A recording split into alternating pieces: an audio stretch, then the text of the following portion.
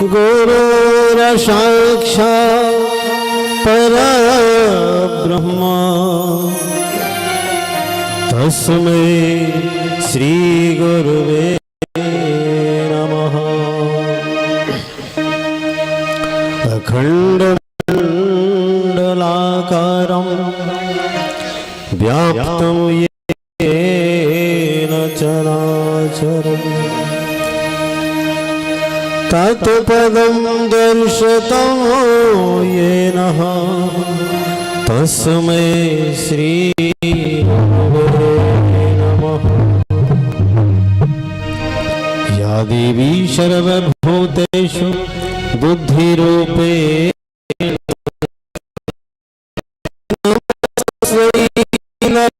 नमस्तस्यै नमस्तस्यै नमो नमः। कृष्णदत्तं गुणानुवादं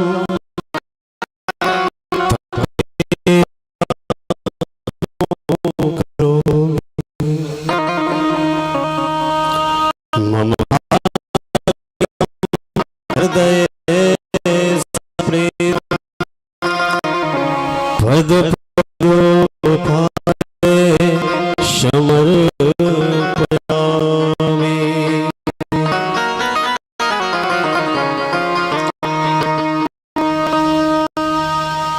राधा साध्यं साधनस्य राधा मंतो राधा मंत्रदात्री च राधा राधा जीवनं यस्य राधा राधा राधा अचकं तस्य शेषम्। श्री हमारे ब्रजमोहन जी, जगदीश जी, राजेंद्र जी उन दोनों पुत्र शीघ्र भागवत पंडाल में पधारे। यजमान के पर्व आरती के लिए भागवत पंडाल में पढ़े।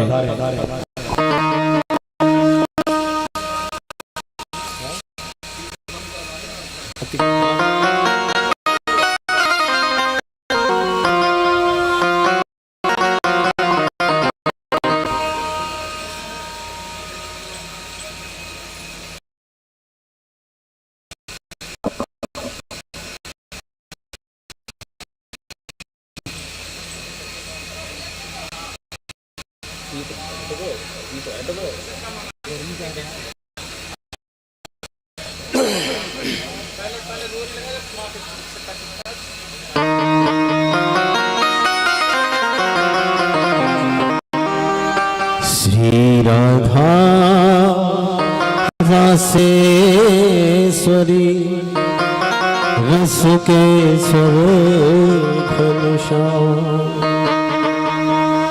करहु निरंतर वास में श्री वृंदावन धाम।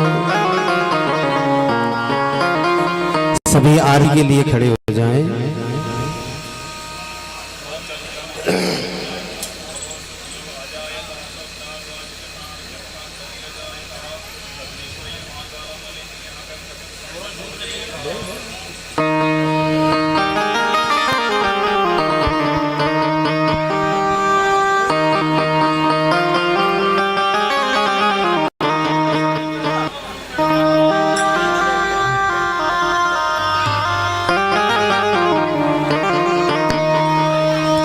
श्री भागवत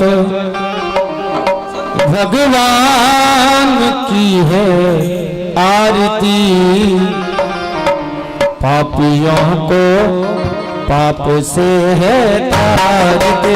श्री भागवत भगवान की है आरती, जो आरती पापियों को पाप से है तारते। भागवत भगवान की है आरती, पापियों को पापों से है तारते, ये पापियों को पाप से है तारती है, पापियों को पाप से है तारती है, पापियों को पापों से है तारती है, पापियों को पापों से है तारते। भागवत भगवान की है आरती, जय जय आरती, पापियों को पाप से है तारती।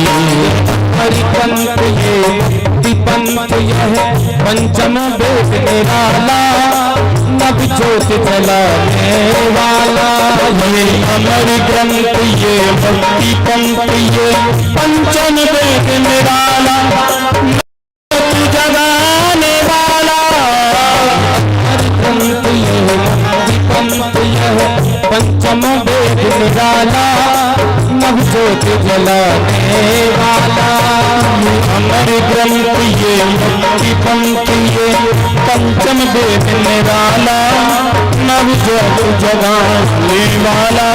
हरि नाम यही हरि नाम यही हरि नाम यही हरि धाम, हरि नाम यही हरि नाम यही नाम यही हरि धाम यही। यही सगुणमंगल की आरती, पापियों को पाप से है तारती। भागवत भगवान की है आरती, पापियों को पाप से है तारती। शांति गीत पावन पुनीत पापों को मिटाने वाला, हरि तरस कराने वाला, ये शांति गीत पावन पुनीत पापों को मिटाने वाला, हरि तरस कराने वाला। गीत पावन पुनीत पापों को मिटाने वाला, हरि तरस कराने वाला, ये शांति गीत पावन पुनीत पापों को मिटाने वाला, हरि दर्श कराने वाला। ये सुख करनी यह दुख हरनी, ये सुख करनी ये दुख हरनी, ये सुख करनी यह दुख हरनी, ये सुख करनी ये दुख हरनी। यह मधुसूदन की आरती, पापियों को पाप से है तारते। भागवत भगवान की है आरती, पापियों को पाप से है तारती। भागवत भगवान की है आरती, पापियों को पाप से है तारती। भागवत भगवान की है आरती, पापियों को पाप से है तारती। मधुर बोल जगपंथ बोल सन्मार्ग बताने वाला, बिगड़ी को बनाने वाला, ये मधुर बोल सतपंथ खोल सन्मार्ग बताने वाला, बिगड़ी को बनाने वाला। मधुर बोल जगपंथ बोल सन्मार्ग बताने वाला, बिगड़ी को बनाने वाला, बिगड़ी को बनाने वाला, बिगड़ी को बनाने वाला। श्री राम यही यह मधुर बोल जगपंथ खोल सन्मार्ग बताने वाला, बिगड़ी को बनाने वाला। ये मधुर बोल सतपंथ खोल सन्मार्ग बताने वाला, बिगड़ी को बनाने वाला। श्री राम यही घनश्याम यही श्री राम यही घनश्याम यही, श्री राम यही घनश्याम यही, राम यही घनश्याम यही। यही प्रभु महिमा की आरती, पापियों को पाप से है तारती। भागवत भगवान की है आरती, पापियों को पाप से है तारती, भागवत भगवान की है आरती, पापियों को पाप से है तारती,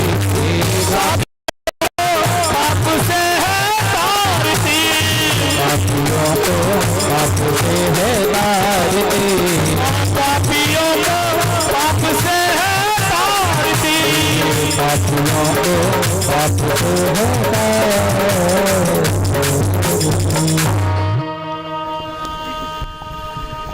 सभी अपने अपने हाथों में पुष्प की पंखुड़ियां ले लेंगे। हरि ओम जगनेन जगन्मय जनता देव स्थानि धर्माणि प्रथमन्यासन्नः तेहनाकं महिमानः सचन्त च त्रिपूर्वे साध्याः सन्ति देवाः।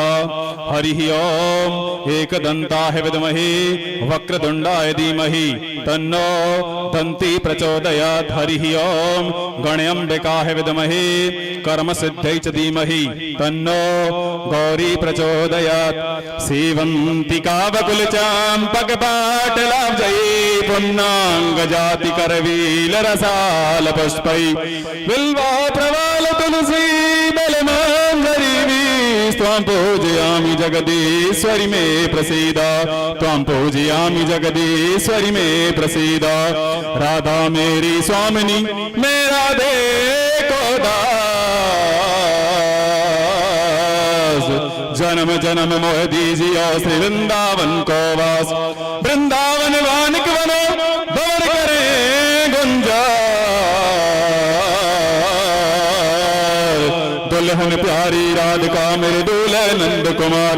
वृंदावन की वृक्ष को मरम न जाने को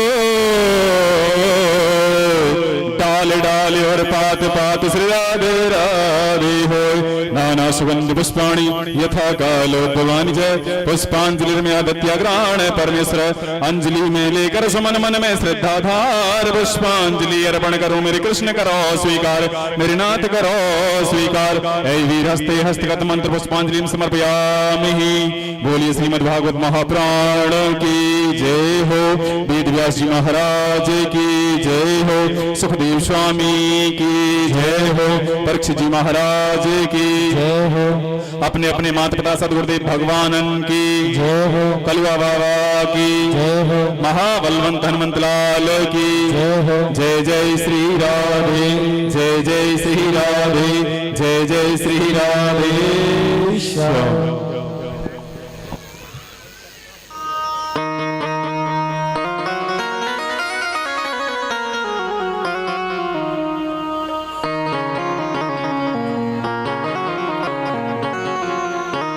सभी एक एक परिक्रमा करके अपने अपने स्थान पर विराजमान कर हों। एक परिक्रमा करके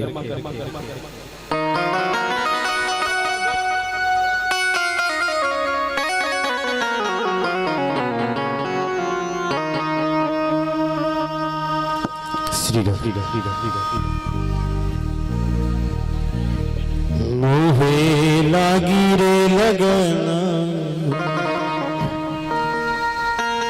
हरि दर्शन की मोहे लागी रे लगने हरि दर्शन की मोहे लागी रे लगना हरि दर्शन की मोहे लागी रे लगने हरि दर्शन की मोह लागी रे लगना हरि दर्शन की रे मोहे दर्शन की रे मोहे दर्शन की मोहे लागी रे लगने हरि दर्शन के मोह लागी रे लगना हरि।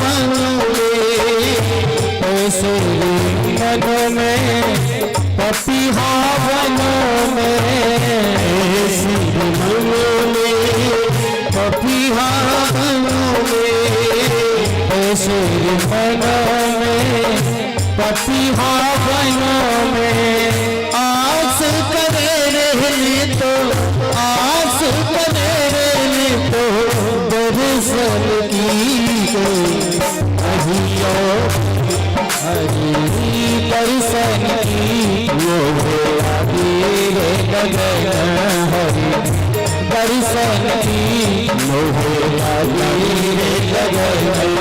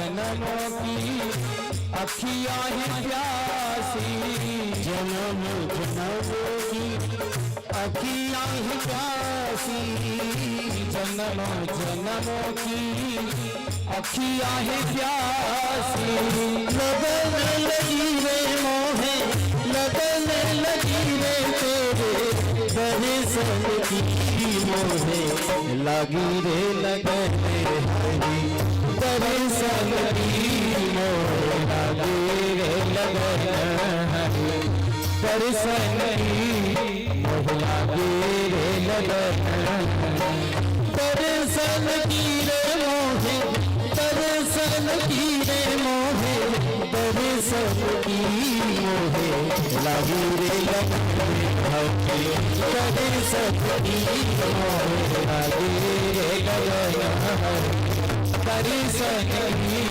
मोह लगी रे लगन दर्शन की मोह लगी रे लगन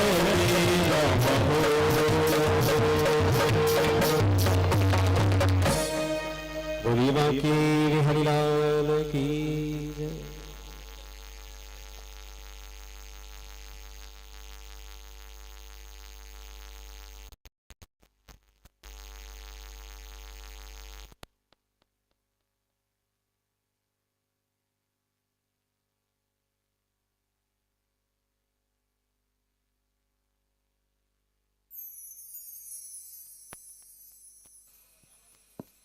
श्रीराम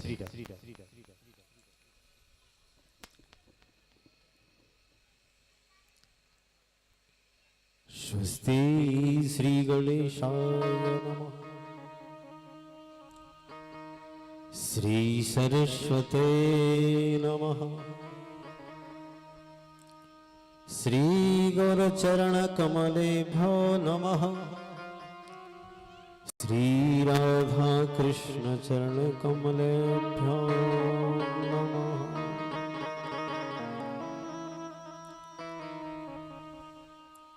परम मंगल परात्पर अखिलेश्वर अकारण करुणावृणालय भक्ति वांछित कल्प तणिंदित विनिंदित पीतांबरधारी श्री बाल कृष्ण लाल की बांगमयी प्रतिमूर्ति श्रीमद् भागवत महापुराण के प्रथम दिवस में प्रवेश करते हैं। बड़े सौभाग्य की बात है जो हम और आप इस परम पवित्र बद्रीनाथ धाम में एकत्रित होकर के और कथा श्रवण करने के लिए यहां आए हैं।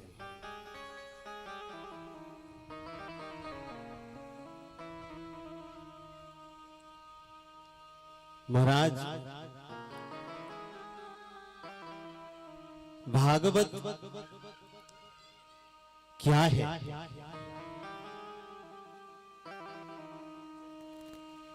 चार वर्णों से मिलकर के भागवत शब्द बना है। भ यानी भक्ति, ग यानी ज्ञान, व वैराग्य और ता यानी त्याग। जहां भक्ति, ज्ञान, वैराग्य और त्याग की पावन गंगा बहती है ना, वो भागवत है। साक्षात भगवान श्री कृष्ण का स्वरूप है श्रीमद् भागवत।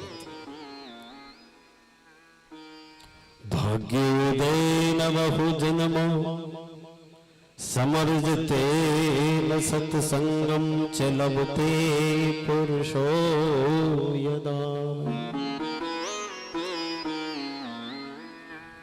अज्ञानहेत कृत मोह मदान्धकारनाशं विदाय तदो दयते विवेकः। एक जन्म के नहीं, अनंत जन्मों के। अनंत का मतलब है जिसका कोई अंत नहीं है, कोई गिनती नहीं। अनंत जन्मों के जब भाग्य उदय होते हैं ना, तब श्रीमद् भागवत कथा श्रवण करने को प्राप्त होता है। ऐसे भक्तिपूर्ण अनुष्ठान मेरे गोविंद की कृपा से ही हो पाते हैं, अन्यथा नहीं होते।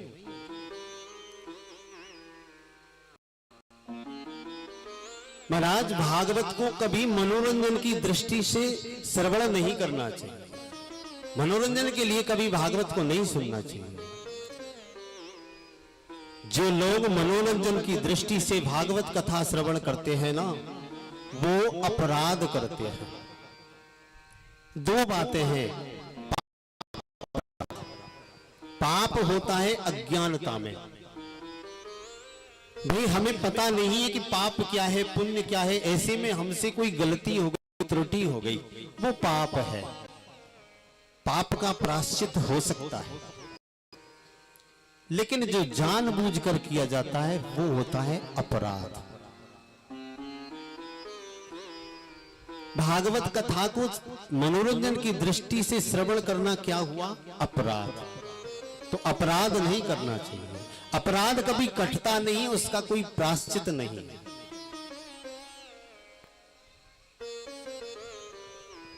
कभी भी मनोरंजन की दृष्टि से श्रवण नहीं करनी चाहिए भागवत।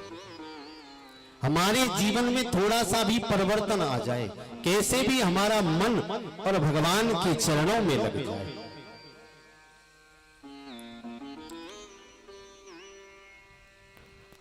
कन्हैया के चरणों में हमारी निष्ठात्मक सच्ची प्रीति हो जाए, इस भाव से सुनी जाने वाली कथा ही प्रभावशाली होती है, वही फलदायी होती है। महाराज, श्रीमद् भागवत कथा क्यों सुनी जाती है? इसके श्रवण करने के नियम क्या है? भागवत कथा की पद्धति क्या है? इन बातों का जिसमें शुद्ध विवेचन किया गया है, उसे हम भागवत महात्म्य कहते हैं। आइए हम भी भागवत के महत्व में प्रवेश करते हैं। सच्चिदानंद रूपाय विश्वोत्पत्त्यादिहेतवे तापत्रय विनाशाय श्रीकृष्णाय वयं नमः। महाराज, सत, चित और आनंद, इन तीन शब्दों से मिलकर के बना है सच्चिदानंद। सत्य क्या है? जो सत्य है, जो सत्य है, यानी जो पहले था, अब है और अंत में बचेगा, वो सत्य है, अविनाशी है। और वो कौन है? वो भगवान है। भगवान श्री कृष्ण अविनाशी है, उनका कभी नाश नहीं होता है। वो महाराज पहले भी थे, आज भी है और अंत में ही बचेंगे। दूसरी बात है चित्त। चित्त माने होता है प्रकाश। हमें किसी कमरे में अंधेरा हो और उस कमरे में हमें कोई वस्तु ढूंढनी हो, तो सबसे पहले हमें किसी चीज की आवश्यकता पड़ेगी? प्रकाश की। लेकिन वो जो भगवान श्री कृष्ण है ना, वो जो परमात्मा है, उन्हें कभी किसी से प्रकाश लेने की आवश्यकता नहीं होती है। वो तो स्वयं प्रकाश स्वरूप है। भागवत के जब प्रथम स्कंद में प्रवेश करते हैं ना, तो वहां एक श्लोक आता है, जन्मादस्य यतोन व्याधितर तस्यार्तेस विज्ञ स्वराट। स्वराट शब्द भगवान के लिए ही आया है। एक जैसे तीन शब्द हैं, स्वराज्य, स्वराष्ट्र और स्वराट। स्वराज्य माने अपना राज्य, स्वराष्ट्र माने अपना देश, और स्वराट का मतलब क्या है? स्वराट का मतलब है जो अपने आप में प्रतिष्ठित हो। कभी किसी से कोई वस्तु लेने की आवश्यकता जिनको नहीं पड़ती है ना, वो स्वराट है। भगवान श्री कृष्ण स्वयं चित्त स्वरूप है। और तीसरी बात है आनंद। आनंद कोई और नहीं है, आनंद भगवान श्री कृष्ण स्वयं ही आनंद है। भगवान स्वयं ही आनंद है। महाराज जब त्रेता युग में मैया कौशल्या के यहां भगवान राम का प्राकट्य हुआ ना, तो वहां अवधवासी नाच रहे थे, गा रहे थे, अवध घर आनंद भयो जय हो राजा राम की। किसी ने ये नहीं कहा कि अवध घर राम भयो, सबने यही कहा कि अवध घर आनंद भयो जय हो राजा राम की। और इधर द्वापर युग में जब मैया यशोदा की यहाँ कन्हैया का प्राकट्य हुआ, तो वहां भी ब्रजवासी सब एक ही बात कह रहे थे कि नंद के आनंद भयो जय कन्हैया लाल। आनंद कोई और नहीं है, आनंद स्वयं श्री कृष्ण ही आनंद है। दुनिया में कोई शब्द ऐसा नहीं जिसका कोई विलोम शब्द ना हो, लेकिन आनंद शब्द ऐसा है इसका कोई विलोम शब्द नहीं है, उल्टा नहीं है।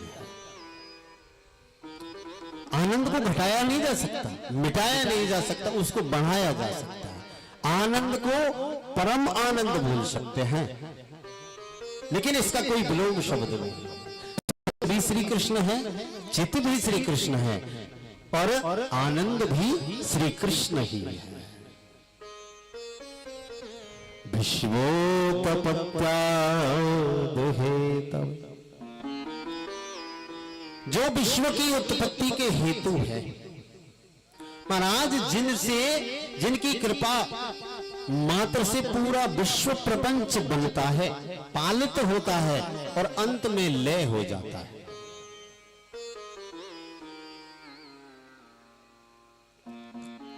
तापत्रय विनाशाय, तीन प्रकार के ताप कौन कौन से होते हैं?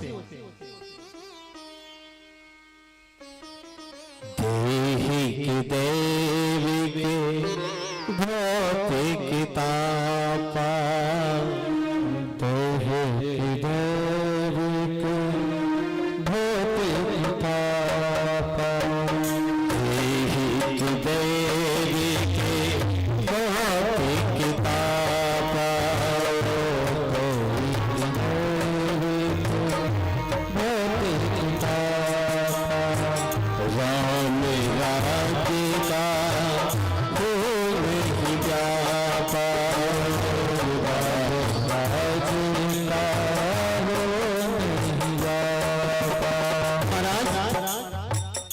जो तीनों प्रकार के पापों का दैहिक जो इस देह से प्रकट होते हैं, रोग इत्यादि जो हमारे शरीर में प्रकट होते हैं, वो दैविक जो देवताओं द्वारा हमें दिए जाते हैं, और भौतिक जो संसार के द्वारा कष्ट हमें दिए जाते हैं, वो भौतिक है। कोई तन दुखी, कोई मन दुखी, कोई धन बिन रहे तो उदास, थोड़े थोड़े सब दुखी, सुखी राम के दास। महाराज, कोई तन से दुखी है, कोई मन से दुखी है, और कोई धन के बिना दुखी है। संसार में एक भी व्यक्ति ऐसा नहीं है कि जो अपने सीने पे हाथ रख के ये बोल सके कि भाई मुझे कोई कष्ट नहीं है, मैं सुखी हूं। कोई भी व्यक्ति आपको दिखाई देता है भाई इसके तो सर्वानंद है, बेटी है, बेटा है, बहू है, नाती पति, धन दौलत सब कुछ है, आप उसके पास जाके राजी खुशी पूछो, वो भी रोता हुआ ही मिलेगा। बोले क्या कहे महाराज, पूछो मत, हमारे समान तो दुखी कोई है ही नहीं।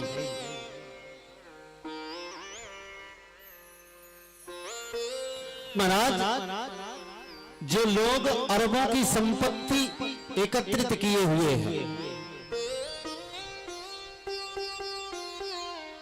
उनको भगवान ने बीमारी ऐसी दे दी जो चाहकर भी कुछ नहीं खा सकते।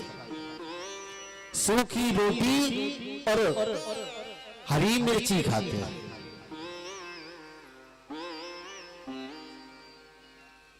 और कोई धन बिन रहते उदास। और आज कई अरबों की संपत्ति एकत्रित है, फिर भी लोग दुखी हैं, और किसी के पास कुछ भी नहीं है, वो बेचारा धन के बगैर दुखी है। कबीरा सब जग निर्धना, धनवंता नहीं को, धनवंता सोई जानियो, जाके राम नाम घट हो। महाराज, सब संसार दुखी है, कोई भी सुखी नहीं। यदि कोई सुखी है ना संसार में, तो वो भगवान का भजन करने वाले।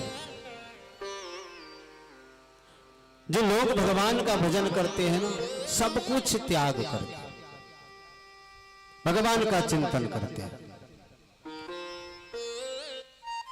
वही लोग सुखी हैं।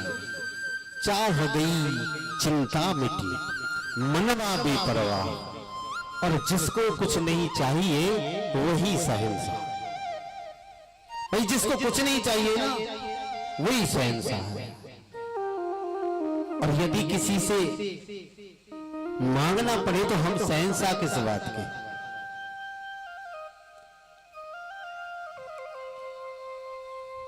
कोई भी सुखी, सिर्फ भगवान का भजन करने वाले सुखी है, और कोई सुखी नहीं। उन्हीं की संतोष होता है। जो करते रहोगे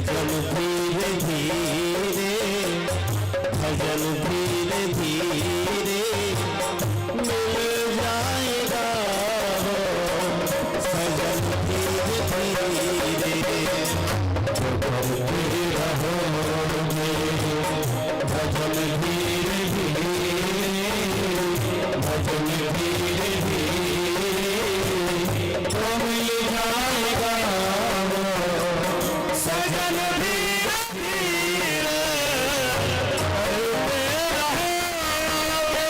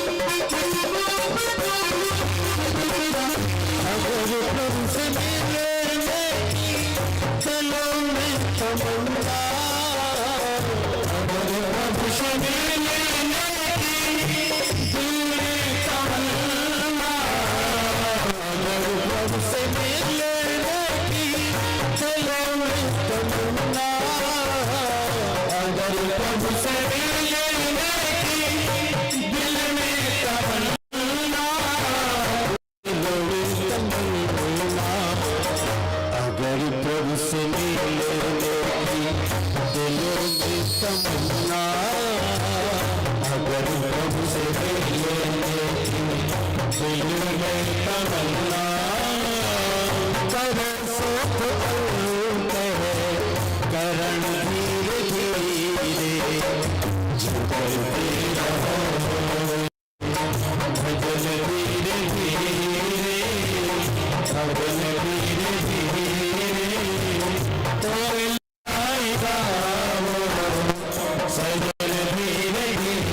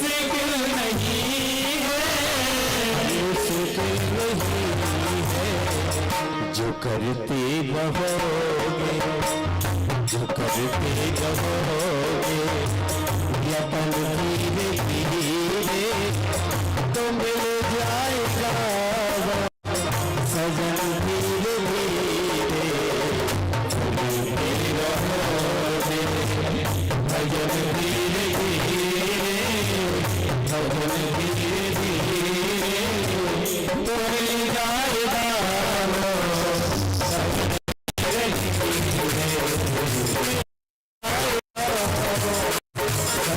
धीरे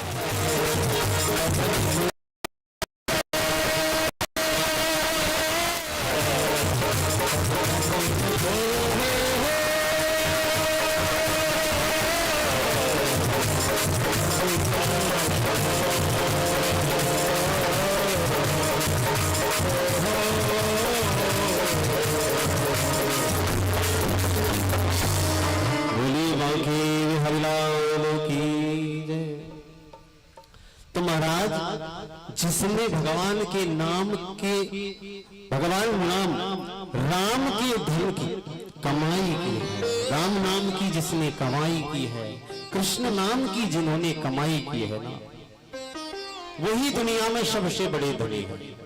और भजन करना चाहिए। भजन करने से महाराज हृदय में संतोष पैदा होता है। भगवान का नाम भाव से ले, कुभाव से ले, कैसे भी ले, अपना प्रभाव जरूर दिखाएगा। भाव कुभाव अनख आलस, कैसे भी ले वो अपना प्रभाव दिखाएगा। पर आज जब भगवान का भजन करते हैं तो अंतःकरण में मंथन होता है। मंथन जब राम नाम का होता है तो हमारे हृदय में जो विकार छिपे हुए हैं वो निकल करके बाहर चले जाते हैं। अंतःकरण शुद्ध हो जाता है, विचारों में पवित्रता आ जाती है।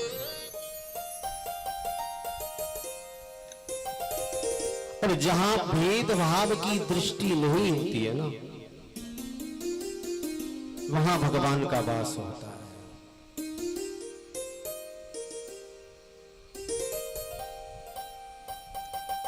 देवता और देवतन की मैया दो ही अति, दिति और अति अदिति। दिति माने वेद बुद्धि और अदिति माने अभेद।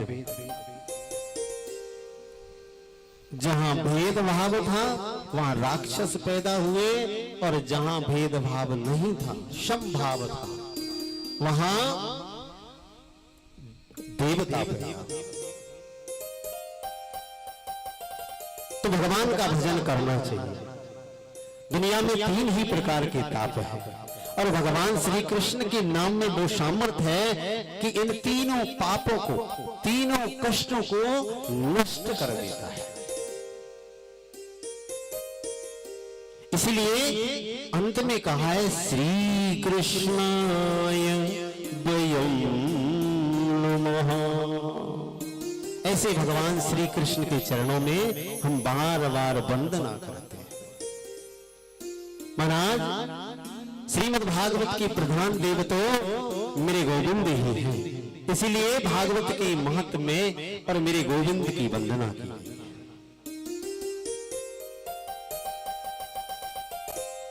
इसके बाद आदरणीय सुखदेव जी महाराज का वंदन किया। वही सुखदेव जी जो जन्म लेते ही महाराज नाल को कंधे पर डाल करके और वन में चले गए।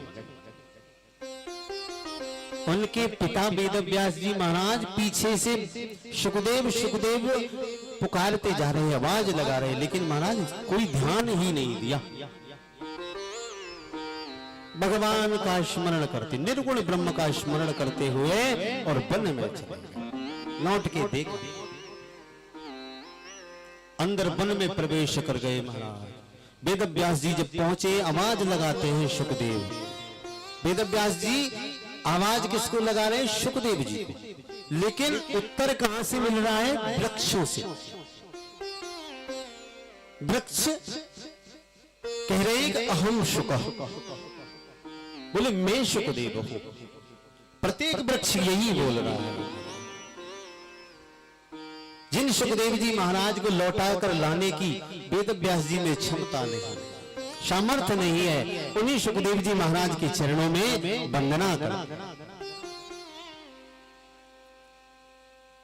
महाराज जैसे हम और आप आज यहाँ बूढ़ा बद्री धाम कथा के लिए एकत्रित हुए हैं, कथा श्रवण करने के लिए एकत्रित हुए हैं, ऐसे ही वेद और पुराणों की विद्या अध्ययन करने के लिए परम पवित्र स्थान है जिसको हम नैमिषारण्य क्षेत्र बोलते हैं। आइए हम भी नैमिषारण्य क्षेत्र के दर्शन करते हैं। महाराज बड़ी पवित्र भूमि है, 88,000 संत जहां विराजमान है। उन ऋषियों में एक ऋषि है जिनका नाम है शौनक। महाराज 88,000 ऋषियों की तरफ से शौनक जी महाराज प्रश्न करते हैं और सूत जी महाराज उत्तर देते हैं। सौनक जी महाराज उनका प्रतिनिधित्व कर रहे हैं, इस वजह से उन ऋषियों को सौनकादि ऋषि भी बोलते हैं।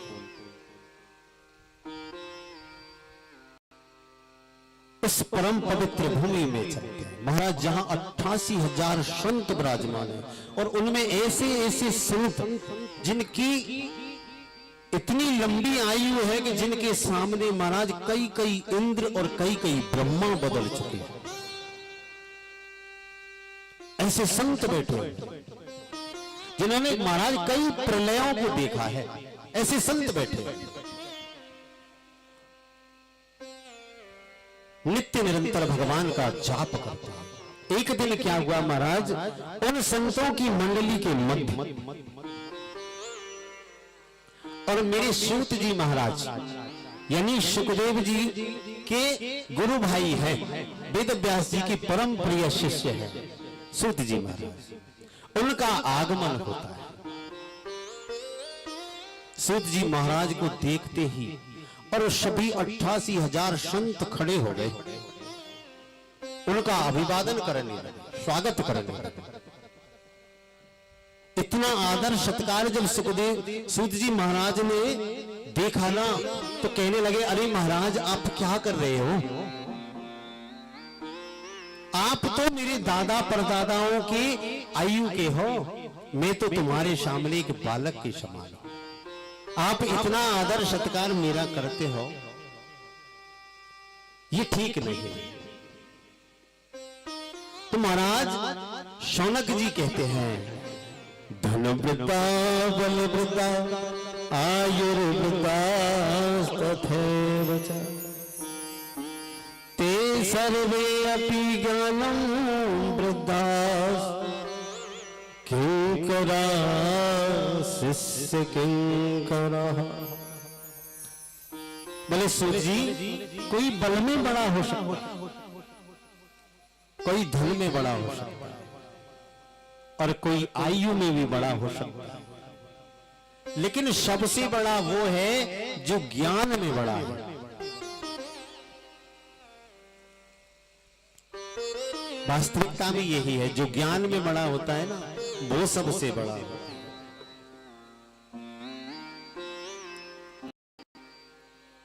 कोई धन में बड़ा हो सकता है, कोई बल में बड़ा हो सकता है, कोई ज्ञान में भी बड़ा कोई आयु में भी बड़ा हो सकता है, लेकिन सबसे बड़ा वो है जो ज्ञान में बड़ा है।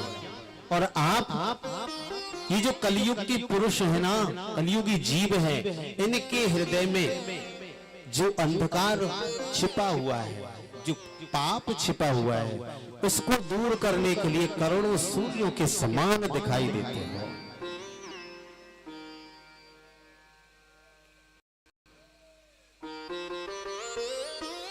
महाराज इस कलयुग में मनुष्य के हृदय में जो अंधकार छिपा हुआ है, उसको दूर करने का कोई उपाय बताइए। आप हमें ऐसी कोई कथा श्रवण कराएं जिससे हमारा मन और गोविंद के चरणों में लग जाए।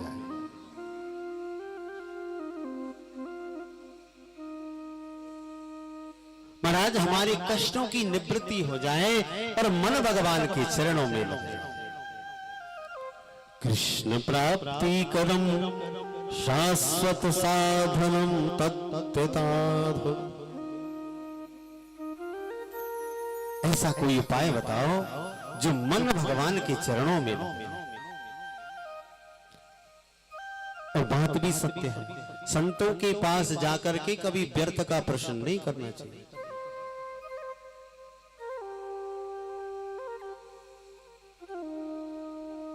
बेटा होएगो कि ना हो, छोरा को ब्याह होएगो कि ना हो, नौकरी लगेगी। महाराज ये कोई प्रश्न नहीं, ये संसार के प्रश्न। अन्न का कण और संत का क्षण व्यर्थ नहीं जाना। पर महाराज संत होना, भेष धारण करना संतता का प्रारूप नहीं है। भेष धारण करने से संत नहीं है।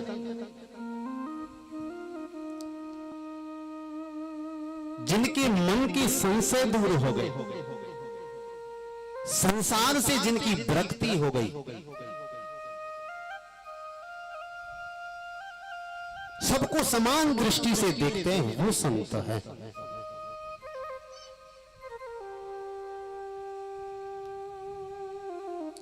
अगर स्वरूप बदलने से या स्वरूप से धारण कर और माया